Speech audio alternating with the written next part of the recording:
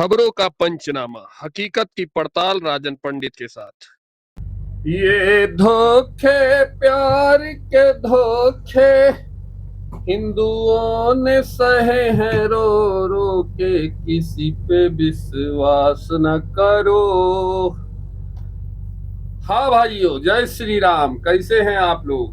मैं हूं राजन पंडित और आज बात इस देश में हिंदुओं के खिलाफ पनपते षड्यंत्र की।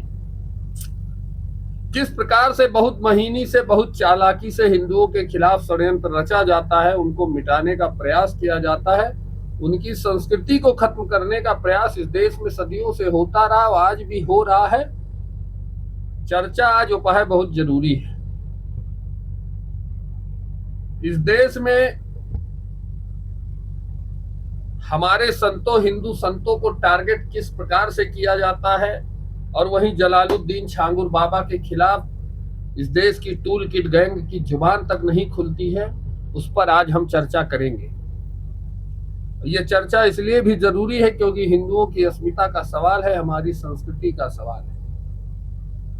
आप जरा बारीकी से देखिए कि प्रेमानंद महाराज, अनिरुद्धाचार्य, बाबा बागेश्वर आखिर क्यों टारगेट किए जा रहे हैं।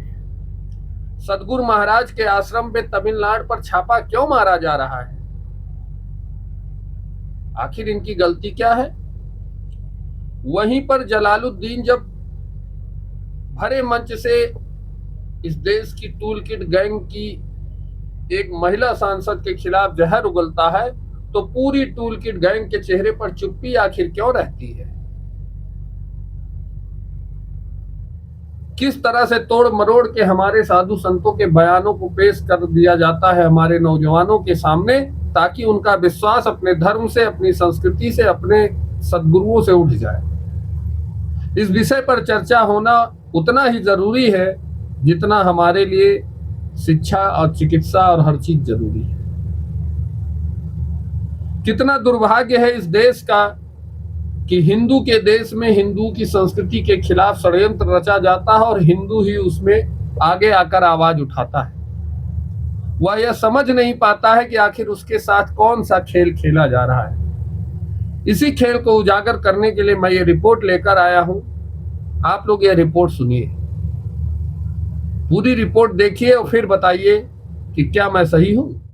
क्या आपने ध्यान दिया है, अचानक मार्केट में एक नया टूल किट एक्टिव हो गया है और इसका टारगेट है सनातन के साधु संत। कभी तमिलनाडु में सदगुरु के आश्रम पर छापे लगवाना, कभी गरीबों के लिए कैंसर अस्पताल बनाने वाले बाबा बागेश्वर पर मनगढ़ंत आरोप लगाना और अब प्रेमानंद महाराज पर गंदे गलीच आरोप लगाना। ये कोई इत्तेफाक नहीं है, बल्कि एक संगठित एजेंडा है।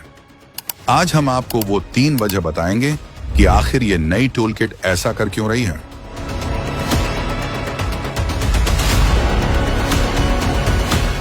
ये हिंदू संत और कथावाचक वो काम कर रहे हैं जो टूल किट गैंग को सबसे ज्यादा चुभ रहा है, धर्म परिवर्तन रोकना। सोशल मीडिया पर इनकी लोकप्रियता इतनी तेजी से बढ़ी है कि इन्हें डर है कहीं इनका धंधा बंद न हो जाए। इसी डर में नफरत और झूठ फैलाना ही इनका हथियार बन गया है।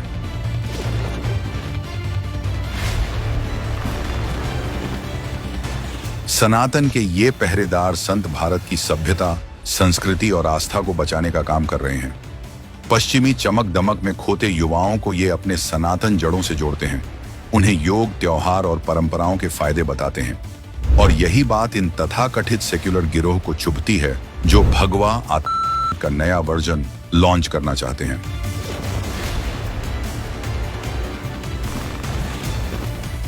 ये संत बेधड़क हिंदू हितों और राष्ट्रवाद की बात करते हैं। बांग्लादेश में हिंदुओं पर अत्याचार हो या मंदिरों को बचाने की लड़ाई, ये खुलकर बोलते हैं। इनके लिए धर्म से ऊपर देश है। इनकी बदनामी फैलाने की तीसरी और सबसे बड़ी वजह इनका हिंदू होना है, क्योंकि टूल किट गैंग का एजेंडा साफ है, टोपी वालों की करतूतों पर चुप रहना और साधुओं पर झूठे रेप, धोखाधड़ी और अपराध के आरोप लगाकर बदनाम करना। कई बार आपने तथाकथित रिपोर्टों में देखा होगा, हेडलाइन छपती है रेप के आरोपी बाबा, लेकिन आरोपी असलम फैजी निकलता है। आजकल छांगुर बाबा का मामला भी ऐसा ही है, असलियत में गैर हिंदू। लेकिन नाम देखकर पता नहीं चलता, जिस पर 100 करोड़ से भी ज्यादा फंडिंग लेने और हिंदू लड़कियों का धर्मांतरण करवाने का आरोप है, उस पर लिबरल इकोसिस्टम में सन्नाटा है। कोई उस पर कुछ नहीं बोल रहा, लेकिन बेवजह प्रेमानंद महाराज को घसीटा जा रहा है। उनके बयानों को तोड़ मरोड़ कर एडिट करके युवाओं के बीच परोसा जा रहा है, ताकि वे अपने साधु संतों से नफरत करने लगें। वैसे भी कांग्रेस की मंशा इससे कुछ अलग नहीं है। उसका ट्रैक रिकॉर्ड भी यही बताता है। नेहरू ने सोमनाथ मंदिर के पुनर्निर्माण का विरोध किया, इंदिरा गांधी ने गौरक्षकों पर गोलियां चलवाईं और कांग्रेस शासन में मठाधीशों को गिरफ्तार किया गया। हर बार हिंदू पहचान को निशाना बनाया गया। यह सिर्फ साधुओं को बदनाम करने का खेल नहीं, बल्कि सनातन पर सीधा हमला है। टूल किट गैंग ने एजेंडा पुराना रखा है, बस पैकेजिंग नई कर दी है। समझ लो, अगर अभी इनकी चाल न पहचानी तो ये नफरत का जहर और गहरा उतर जाएगा। तो इस देश के नौजवानों से, इस देश के वासियों से मेरा इतना ही निवेदन है कि सोशल मीडिया के दौर में, एआई के दौर में हर चीज पर तुरंत विश्वास मत करिए। किसी भी चीज को देखिए तो पहले उस पर रिसर्च करिए। चैट जीपीटी पर जाइए, वहां से रिसर्च करिए। ग्रोक एआई से पूछ सकते हैं, गूगल से पूछ सकते हैं। हर चीज का पहले निचोड़ निकालिए और फिर भरोसा करिए, वरना इस देश में बसने वाले टूल किट नाम के दीमक हमारी संस्कृति को, हमारी सभ्यता को, इस सनातन धर्म को खा जाएंगे। और जिस दिन सनातन खत्म हो जाएगा तो हम और आप भी खत्म हो जाएंगे। धन्यवाद आप सभी का। जय श्री राम, जय हिंद, वंदे मातरम। फिर मिलेंगे किसी ऐसे ही मुद्दे को लेकर। आपकी जय जयकार रहे।